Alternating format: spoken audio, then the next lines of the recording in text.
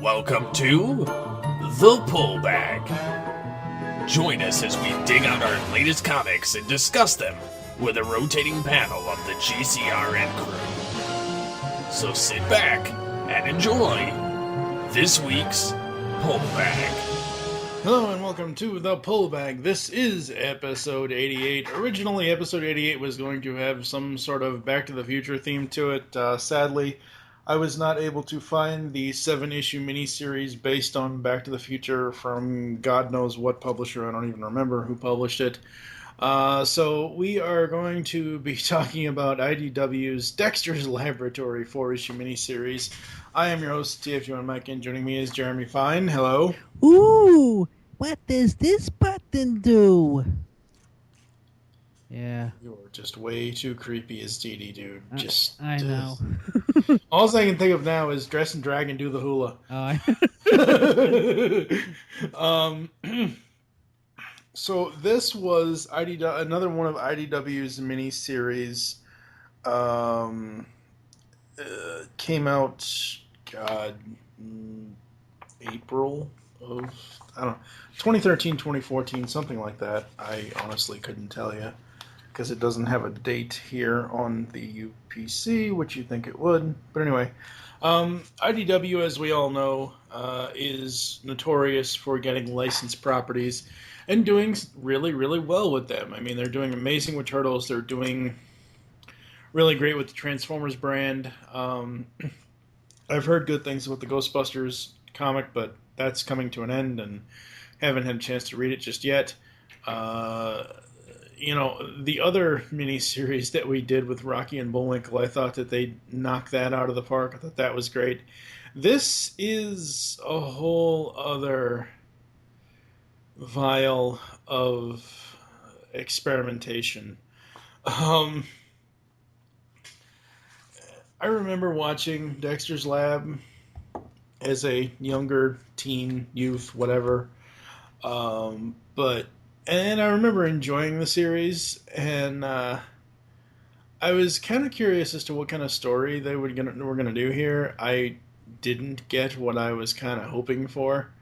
We're gonna go into it here issue by issue, kind of overall in brief for each issue, but it's one of those things where after I read all 4 issues, I was like, well, that was, to quote the Joker, sadly anticlimactic. I thought we were going to get something a little bit different when I first sat down to read this, and sadly, it just didn't. I mean, the writing's great, the art's great, but just I was hoping for something more.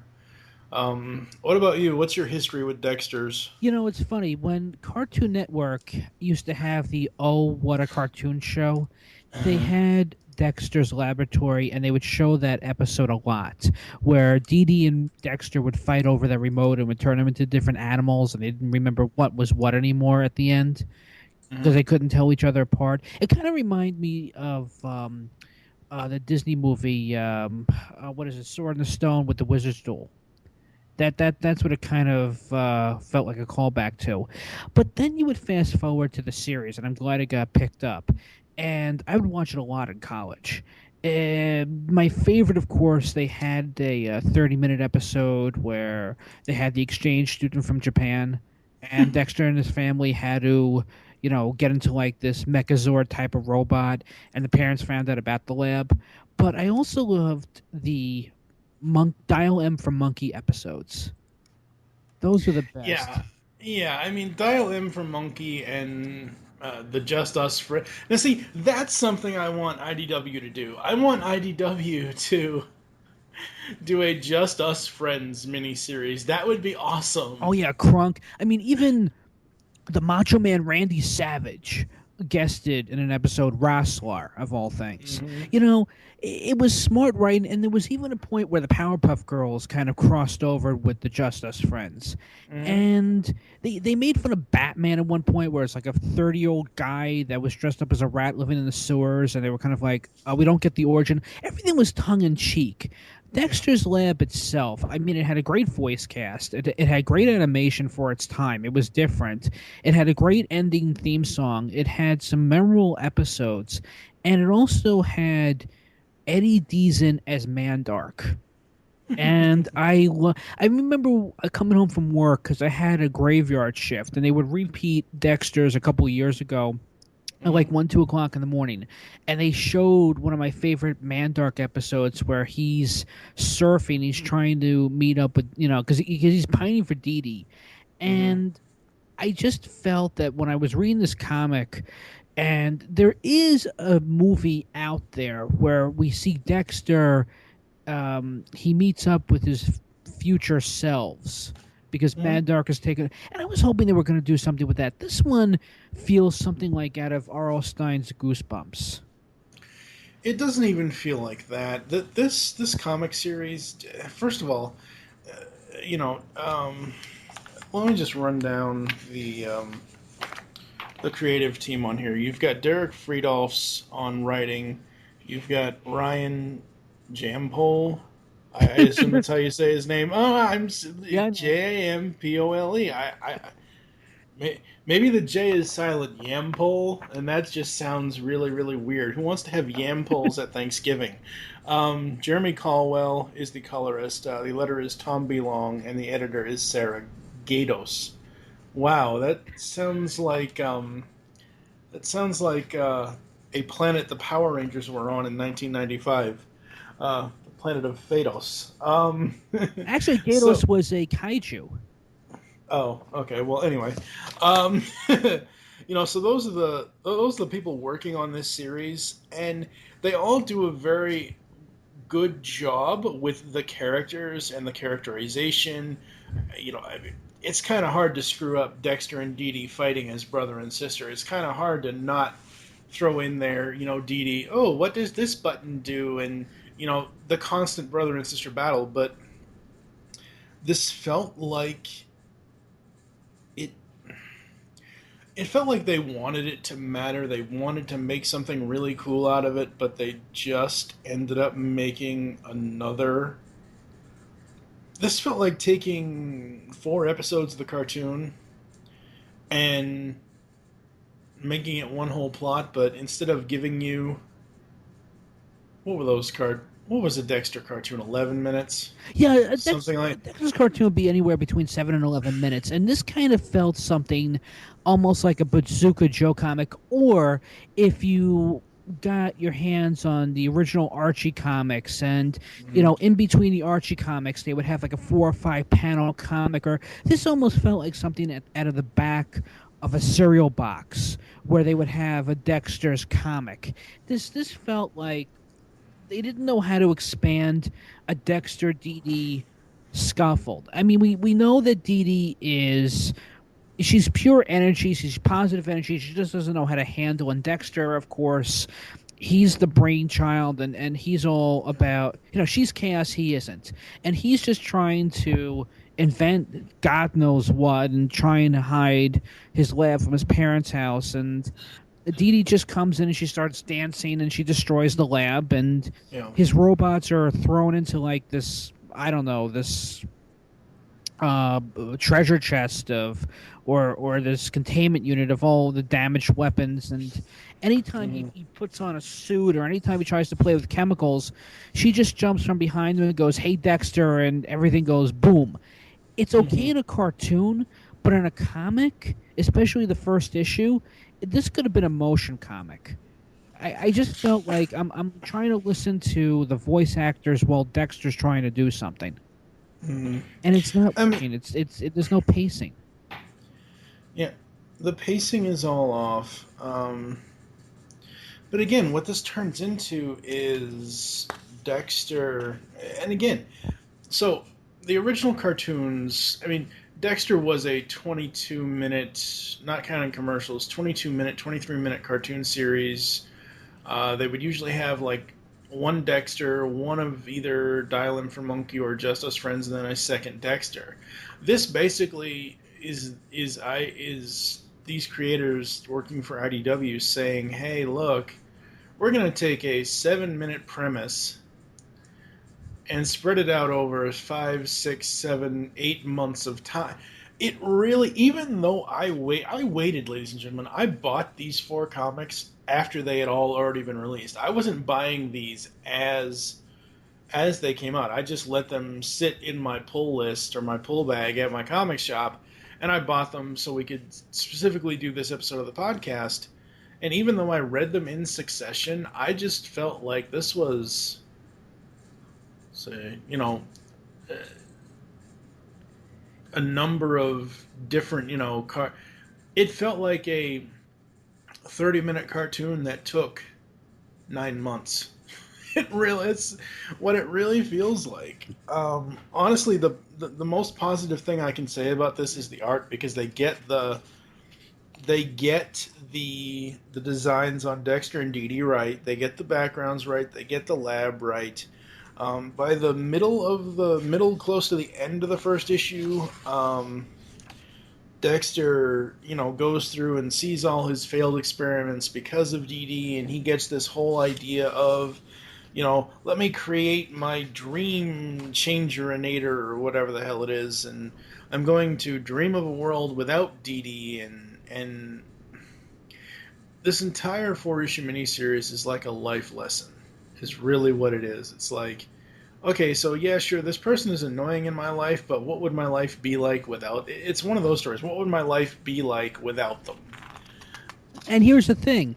There was an episode on Dexter where he turned Dee Dee into a boy.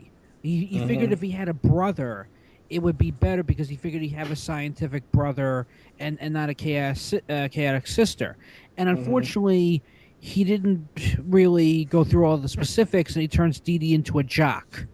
Because once again, Dee Dee is still older than Dexter, so the brother's going to be older, but the brother's a jock, and all he does is spend most of the time beating up Dexter. And that's kind of funny, because that's 11 minutes. But this Wishinator, I mean, the helmet again is just like this, pot with the light bulb on top, and we've seen that prop before. And again, this is just another It's a Wonderful Life. And yeah, you can never get past the title. I'm surprised anybody got past a couple pages. The only thing I can think of is that they tried to bring back fans and people, because Cartoon Network is really not showing the show anymore, as far as I know. Well, it's showing on Boomerang a few times a day. I think it shows at like 3 or 4 in the morning on Boomerang and stuff like that. But yeah, I mean, Cartoon Network proper is not showing the show, and I'm all for them trying to give the fans, give us what we want. But this first issue, it was all right. It sets everything up, but it's nothing special. The second issue, we open that up and we see, because the first issue ends on the Dreamcatcher working, and we see the little balls or blades of light coming out of Dexter's room heading towards Dee Dee's room.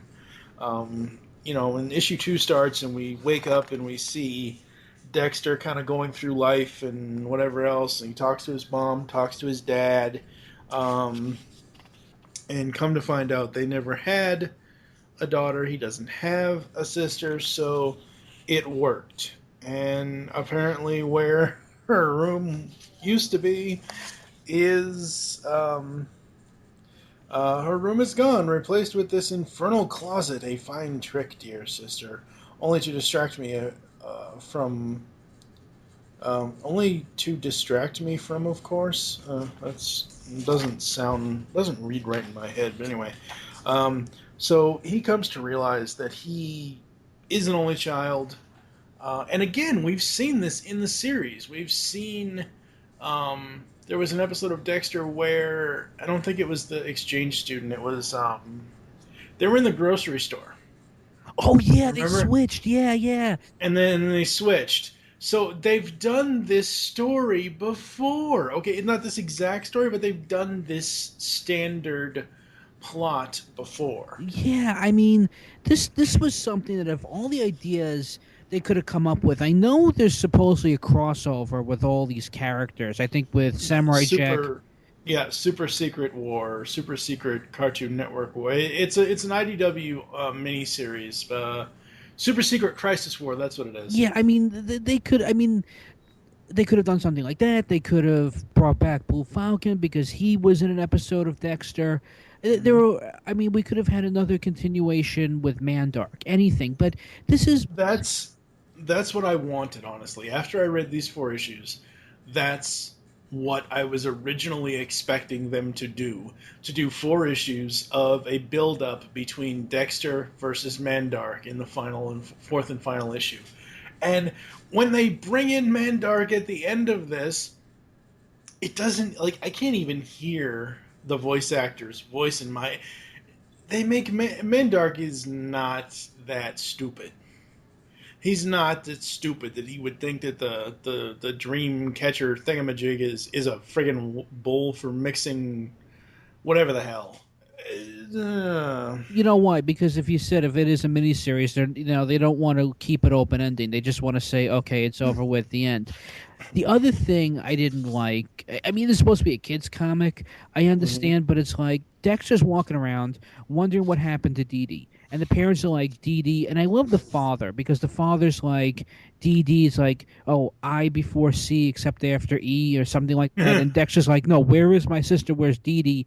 And the father's like, well, it's not like we shouldn't try to make another kid. And Yeah. like, I mean, even for a kids comic, yeah, I remember reading Alf comics, Mhm. and yeah, because the wife was pregnant on the show, so they made her pregnant in the comics. But that's okay because it's continuity and it kind of explained it. But here, the way that it's done is just like too creepy for words.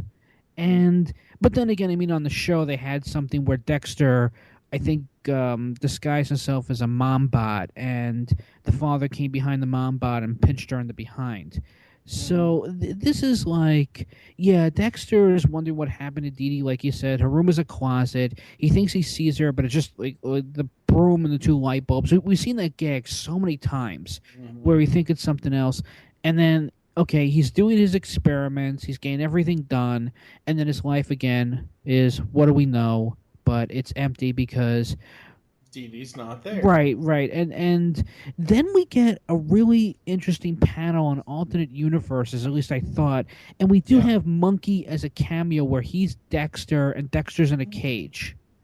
Well, the best part about this is, and then this is where they should have taken this instead of going to DD Land. They should have expanded on my most hated rival is taking over the city. Cancel that station, Mayor Dark. They should have made Mayor Dark more prominent in this series. I know, and then of course we get Samurai Jack, of course. Hmm. And he says, I have no idea what it's strange to mention, but it looks cool because, that was Teriyasuki's next project. Hmm. But yeah, I mean, of course, we get mom and dad robots, but no, we get it where he goes to another. Here's the other thing, too, about going to this dimension. Dom DeLuise, I believe, played a character that was in the show called Kwanzaa Kusi or something. Hmm. And I was hoping he would. I mean, I know Dom DeLuise is long past, which is a shame. Hmm. But it would have been great to put the character in this series. We get nothing, but it's just bunnies and flowers, and that's where Dee Dee is, where she's a princess. Yeah. She's the queen of all DD Land or whatever. Um, And we So we get to the third issue, and Dexter is in this land, and apparently science is illegal in this place, and Mimi and Lily capture him and take him to Queen Dee Dee, and um, it just, oh god, they this, remind me of the Elmiras. If you remember that episode on Tiny Toons yep, where they all look the same, I had forgotten about the other two, Dee Dee clones, Mimi and Lily, like how unoriginal that is. But yeah, it's nothing new with them, and it's nothing really new. Like, okay, they're kind of like the Powerpuff Girls because they're wearing different ballerina outfits. One's purple, one's green, and Dee Dee is pink. So that's hmm, also kind of like a callback to Powerpuff. But one's Chinese, one's black, one's American. They all have the different, names except ends in E. But other than that, there's no real true like I was hoping there would be something between Lily and Mimi to tell them apart other than their race, but there's nothing. And what's even worse is that the other Dee Dee clones, again, there's nothing to them except that they're just like pink and wearing ballerina costumes that are just are disturbing. And we come to find out that when Dexter erased Dee Dee from his life and sent her to because essentially he sent her to this place, uh, she dethroned the original princess, and that person meets up with Dexter and says, "Hey, I'm the real princess of this land, and when Dee Dee took over, I kind of had to hit the bricks and blah blah blah. Help me get my land back, and you can have your sister back." And it's just one giant it's one giant lesson of, hey, you should really, take advantage of the people that you care about. Not take advantage in a bad way, but take advantage of the time you have with the people that you care about, because, even though they can be annoying to you at certain points in your life, you still love them and cherish them and whatever else. Again, issues 2 and 3, I haven't mentioned this, but issues 2 and 3, I do still like the art. I wasn't, after issue 1, I was not expecting Jampol to do anything like extremely different from what the cartoon series was as far as the art style. Um, you would think that they would do something completely different, but I understand what this is going for. IDW wanted this to kind of, like you said, recapture the fans of the cartoon series. So issue 4 pretty much is, Dee Dee and Dexter talking to each other and wanting to, go back to. He's trying to convince Dee Dee to go back to, his world and the old ways and just being brother and sister again. And it's good. I don't want to say that the best part about this comic series was that it ended, but I mean, the end is almost the best thing about it. Well, with one exception, the final page. Oh my god. I'm sorry, Mandark is not that stupid. Not only is he not but I will say one thing though about issue 4. I like the cover. The cover is interesting because I love this is a great wallpaper because it's Dexter. He's hanging, I guess, by licorice, by red vines, and beneath him it's not lava. I guess it's melted peppermint candy, and you have all these stuffed animals that are just like waiting to dip him in. That's pretty cool. But other than that, though, it's Dee Dee apparently all along knew that she was banished to this universe, and she's kind of like, well, Dexter, I knew that you really missed me, and Dexter was always just upset because he couldn't dance. That's what it came down to, is that Dexter was not upset that Dee Dee danced in his room to destroy his inventions. He just didn't know how to dance, and that's what they do. And Mandark, you're right. He picks it up, and by that, the prop to the alternate dimension machine. You're right. He uses it to make cookies, and he doesn't understand. He makes the worst cookies ever, and he destroys it, and it goes the end. I think the reason for this, why they made him stupid, is because it needed to be filler. Like they had to have 2 pages, so they dumbed him down because either people forgot about Mandark, or they just wanted to rework on him. I don't know what it is, but I am not impressed with what they did with Mandark in this. If this series had been like, if the first 2 issues of this series had been a story about how Mandark is in love with Dee Dee, and it was maybe an alternate dimension where Dee Dee and Mandark were together or something like that, and then the final 2 issues where Dexter had to save Dee Dee from his nemesis in some sort of all-out battle, that would have been a better comic than what we got here. Because basically, this entire 4-issue series is, as I've said in the last almost 25 minutes of this podcast, all it is a life lesson about, appreciate the ones you love. Understand that you can't always, do away with people that are annoying. I mean, you can block them on Twitter and Facebook, whatever else, but still. It's just one of those things where I wanted something completely different from what we got in this series. This cartoon has been around for years. It's memorable. Everybody loves it. They can quote some lines here or there. Or they try to do, the German accent that was, I remember Cartoon Network used to have like these live action cartoons where people would dress up like Dexter or the Powerpuff Girls. And I mean, to me, that was memorable. But here are three gigantic problems. One, they took a dead horse and they took from three other episodes, as we said, the one where the families are in the supermarket and Dexter goes with the intelligent family and the intelligent Dexter goes with, Yeah, his family. Right. And then, of course, we have the one where Dee Dee is trying to show Dexter how to, promote his wild side. And unfortunately, Dexter becomes Dee Dee and he accidentally destroys the lab. And Dee Dee says you become too chaotic and Dexter has to rebuild the lab. And then, of course, we have... There's another one as well with time travel. And the point being is that it would have worked as an 11-minute cartoon. If you're trying to bring back this series, this is not the way to do it. I will give it one thing, though. The artwork, I love the cover of issue 4, as I said. But as for all the other artwork with the castle, the colors are the colors and the backgrounds of the TV show. That's great. But we don't really get much of the land or the bedrooms. Everything is so tight. There are too many tight panels that we're getting too many close-up shots that we're not getting too many...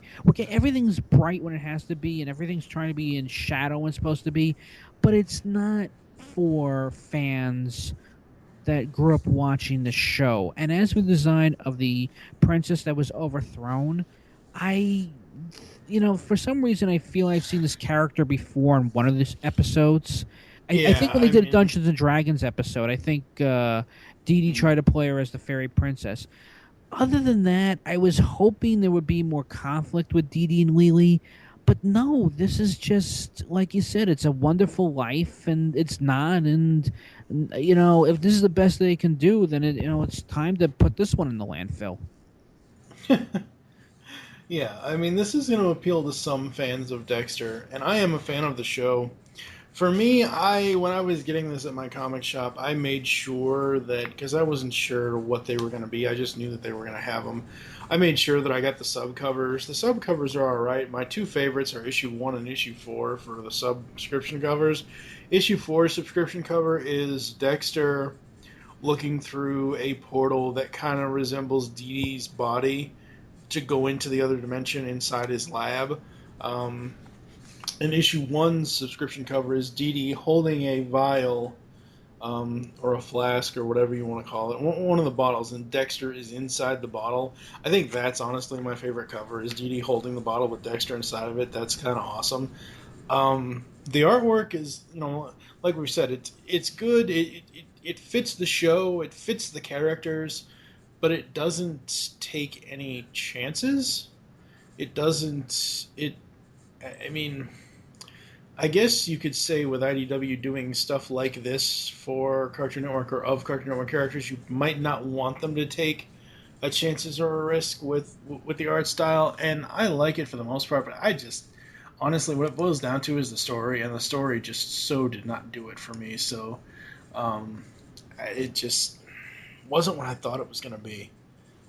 And I'm kind of glad that I wasn't waiting, because I guarantee you, if I had read the first issue when it first got released, I probably wouldn't have read the other 3 issues. I would have said, screw it, I'm done. Go ahead, what were you going to say? The only thing I can say is that I'm hoping that Powerpuff or Cow and Chicken or Samurai Jack are a little bit better. I have not read the crossover. I'd like to see what that's all about.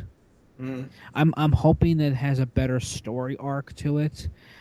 I don't even know how to rate this one. I mean, other than the fact that I like the design on the cover for issue 4, this gets a star. And that's being generous. I'm going to give it 2 stars, which is disliked it on the GCRN Universal Rating System. Because honestly, what I dislike about it is the story. I wish that, if people want a It's a Wonderful Life type story, go watch It's a Wonderful Life.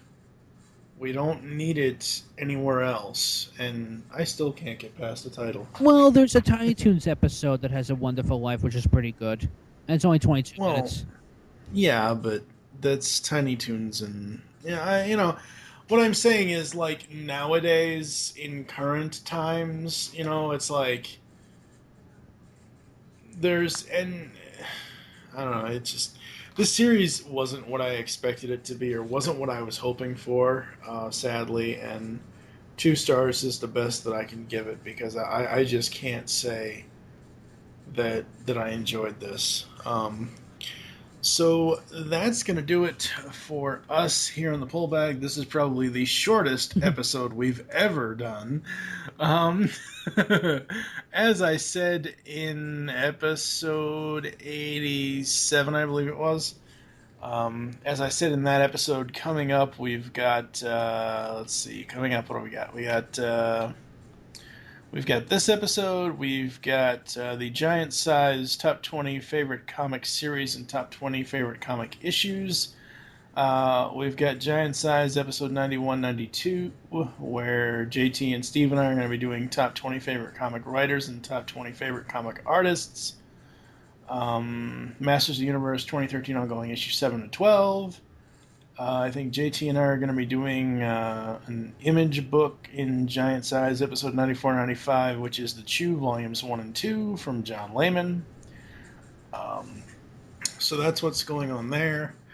That'll take us through the 3rd out of 5 weeks in October. I also have Angel's Smile Time, IDW's adaptation of that. Steve and I will be doing Batman Beyond 10,000 Clowns and Batgirl Beyond later this month. We were going to do Gotham Central this month, but I just haven't had the chance to pick it up and take a look at it, so that's been delayed. Anything else you want to pimp out before I close it out? Well, Wyatt and I are going to be finishing up Mothra Month with Ghidra and Rebirth of Mothra 3, and for Howl Week, we're going to be telling some Joker stories because, what's scarier than a clown? So we got some good ones. We're doing Killing Joke. We're doing Mad Love. We're also going to be doing Joker, the Man Who Laughs, and of course the Joker graphic novel. So for Howl Week, that'll be pretty good. And then, for New Year's, we're doing Ghostbusters 2. So, alrighty then. Alright, so make your great escape into comics, and we will catch you next time.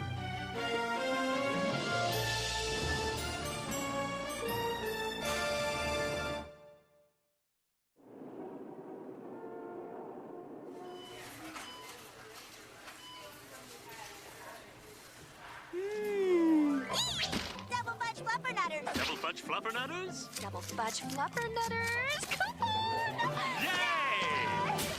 Ooey gooey chewy kablooey? Ooey gooey chewy kablooies? Ooey gooey chewy kablooey? Come on! Yay! I've had just about enough of this. When you people are done embarrassing yourselves, you can find me at the magazine rack. Yay! I'm telling you, the left one is proportionately larger than the right. Well, it's a good thing I brought my fresh produce volume indicator. Hold them up. Let's see. Take the square of the hypotenuse, multiply the circumference over radius cubed. According to my calculations, the left one is indeed larger than the right. Then the left one it is. Celebrate. Cookies. Dexter, if you're not going to participate seriously in the science of shopping, then go wait for us at the magazine rack. Comics. It's amazing how the gene pool always deals you a wild card.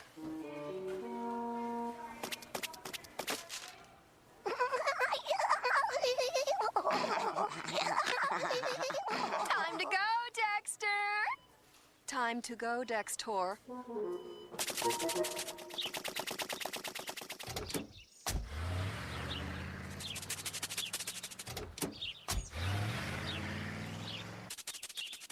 Time to get my hands on one of those cookies.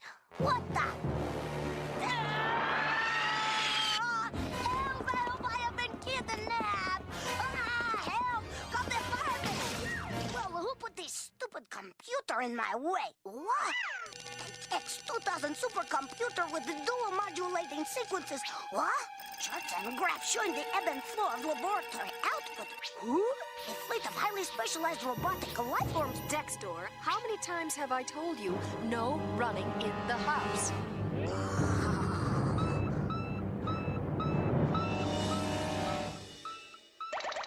Perfect. What has gotten into you, son? Son? They think I'm their son. Mom, Dad, I love you. But if I am here, where is their real son? Hi, I'm Dee Dee. Who are you? I'm Dexter. Hey, Mom, can Dexter and I have a cookie? Okay, but just one. I don't want you spoiling your dinner.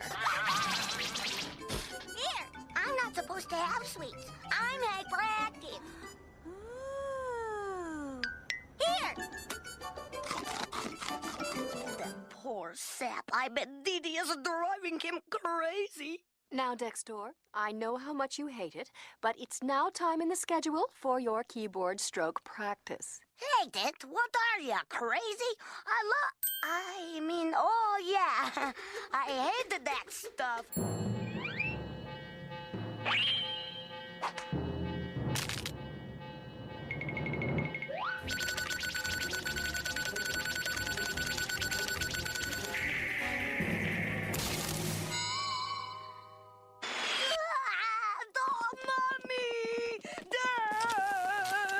Why the interruption, Dexter? Mommy, I hurt my little finger. Would you kiss it and make it feel better? You need to have the joint reset, the wound sterilized, stabilized, cauterized, and wrapped to keep out infection. Kisses cannot do that.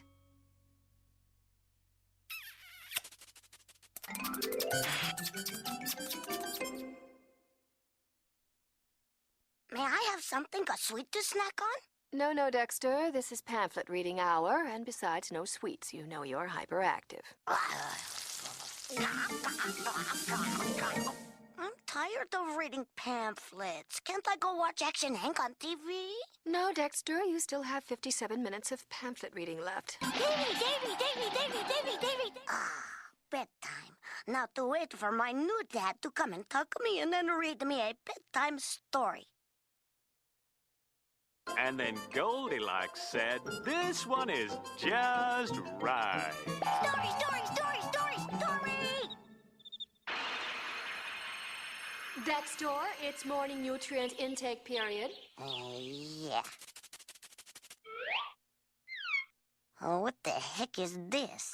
Partially dehydrated soybean curd, reconstituted wheat germ extract, all your daily vitamins and minerals in easy-to-swallow capsules of chewable juice. Enjoy. That's it! That was the straw that broke my back.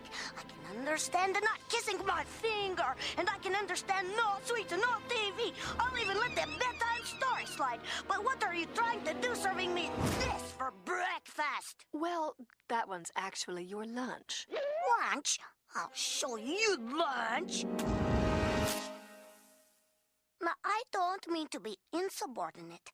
The schedule. Boy needs moderate allotments of mind-rotting television, a bedtime story before being tucked into bed, and most importantly, food that is prepared with love and tenderness, not some freeze-dried and vacuum-sealed thingy.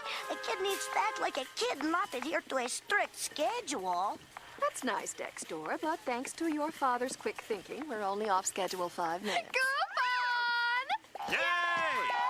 My family. Hey, look, it's the Verschlugener Comet.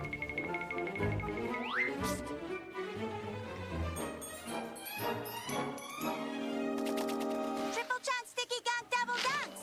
The triple chunk, sticky gunk, double dunks. Coupon! Yay! Where did he locate that confection? Dexter, come Now, son, down from there! Come down. Listen to your mother. Put down that cookie.